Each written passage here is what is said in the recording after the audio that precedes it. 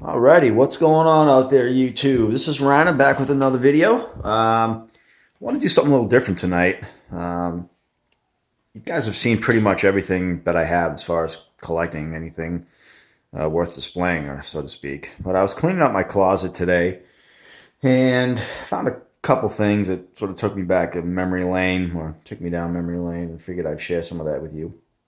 And one of the first things that I pulled out was a book. It's kind of a pretty cool book, actually.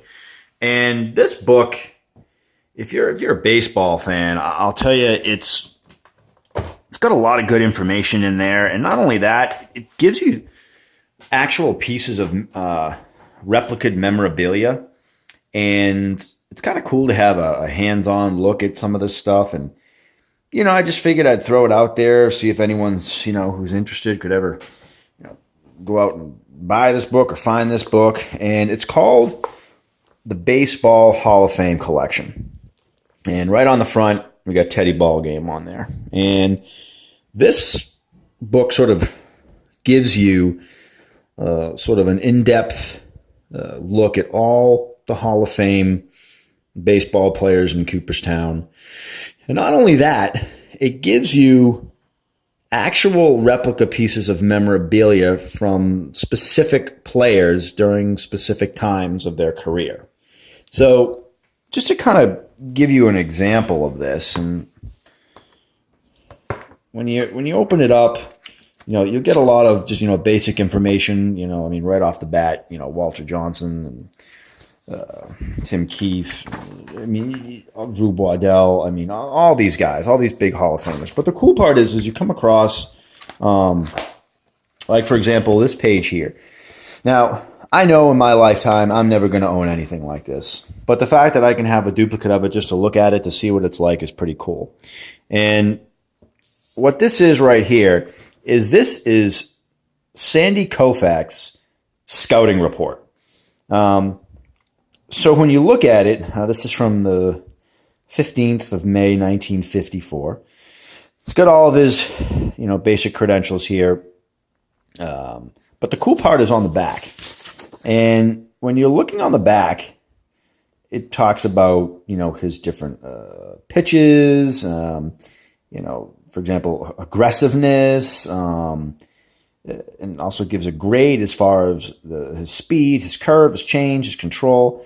So there's all little bits of info in here that are actually pretty cool. So obviously, with Koufax, straight A's all the way through because he was that darn good. Probably could have pitched a lot longer too. But for example, that's just one of the pieces of memorabilia that are in here. And it gives you a lot of history behind it too. So kind of fast forward just one other piece in here. I don't want to make this video too long. But this right here, again, something I'm never going to own. All right, there's just no way. I don't even know the type of money, if this ever came to auction, would raise. It's ridiculous. This is Lou Gehrig's baseball contract. Reading through this here and salary negotiations and all different types of, things that are in here. Plus, he's got his full name here. Henry Louis Gehrig. This stuff here is pretty cool, just to read through. So, if you're a true fan of baseball, this book is actually, I don't want to say a must-have, but it's a pretty cool piece to have in your collection. Just, so you can go through and, for example, when my son starts getting into baseball, which, God, I hope he does. This is something that I can take him through so he can learn about the players. He can learn and actually physically see some of these pieces of memorabilia and get to know what it actually looks like and all that type of stuff. So at any rate, this book right here was just something I figured I'd share, and something that you all might like, and might be something you might be interested in picking up yourself. So that's the first thing that I want to share. Second thing I wanted to share, and you can kind of see it already here. And again, still waiting on my stand so I can start making some videos that don't involve me holding the camera and moving it left and right. So as you can see right here, this is a picture of Ted Williams. My friend's grandfather was a sketch artist for Disney and did a lot of the cartoons that Disney put out. And he's an older gentleman now. He's, geez, I want to say he's in his late 80s. And he still draws. He still draws pictures for kids and everything. And I had just said, just out of, curiosity, I said, hey, do you think your grandfather would, draw a picture for my son? And he's like, oh, yeah, I can ask him. And I know that he's a baseball fan. So I'm like, do you think he could draw a picture of Ted Williams for my son to hang on his wall? And said, sure. So not even a week later, I get this. And he hand sketched this picture of Teddy Ballgame. Now, it's incredible if you ask me. I mean, this is hand drawn from pencil, right from memory. And this guy's in his late 80s. I mean, it's incredible what he can do. So this was pretty cool. Another sort of closet pullout, so to speak. But we're still doing a little bit of an addition in the house, so I can't hang this up yet in my son's room. But it's definitely going to be going up there soon. So cool picture, cool find. Figured I'd share that with y'all too. And then the last thing that I have here, and this is sort of a memory lane type of thing. And when I was a kid, I had, all my cards out and all my autographs out, not necessarily displayed like I have it in here now and all tidy and neat and, the pictures all centered and, the cases, it was kind of all over the place. And every month, I would look forward to going to the mailbox and picking up a specific magazine. And this magazine was where you could get a lot of information on baseball, basketball, hockey, football, boxing. But also, it was similar to the Beckett book where you could, value or sort of get the price tag on what your cards were worth. And for me at that time when I was, 9, 10, 11, 12, I mean, this was big deal. I wanted to know how much my cards were worth.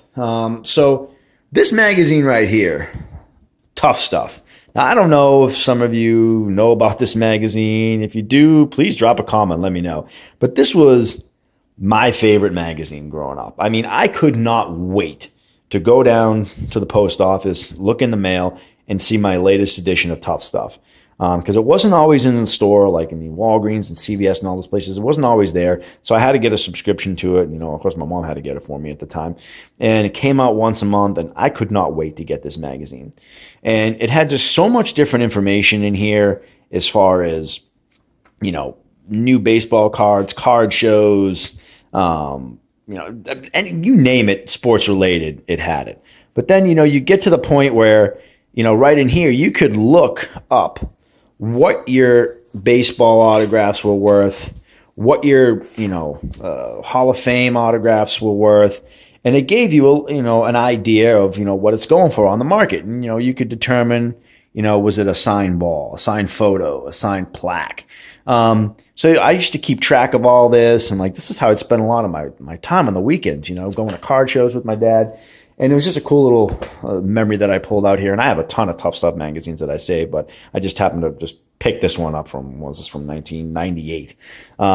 So it was just a cool time, and I figured I'd just share that memory with everybody here. So, I don't know if anyone else has used Tough Stuff magazine, but I'll tell you, this was my favorite thing, and I could not wait to get it.